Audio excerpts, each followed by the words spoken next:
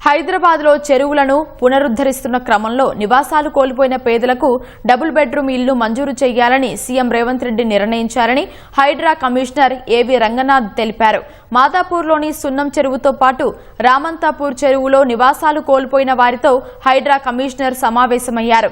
చెరువుల పునరుద్ధరణలో నివాసాలు కోల్పోయిన పేదలందరికీ డబుల్ బెడ్రూమ్ ఇళ్లు ఇచ్చేలా చెరువు పరిధిలో ఎన్ని గుడిసెలు ఉన్నాయి, ఎంతమంది ఉంటున్నారనే విషయాలపై సమాచారం సేకరిస్తున్నామని వివరించారు. త్వరలోనే అందరికీ డబుల్ బెడ్రూమ్ ఇళ్లు మంజూరు చేయాలని ప్రభుత్వం భావిస్తోందన్నారు.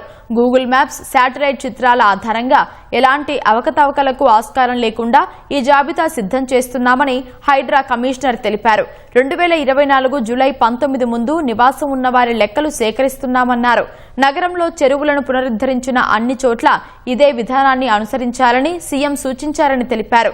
జీవనోపాధి కోసం నగరానికి వచ్చి చెరువుల చెంత గుడిసెలు వేసుకుని నివసిస్తున్న వారి విషయంలో ప్రభుత్వం చాలా సానుకూలంగా ఉందని తెలిపారు.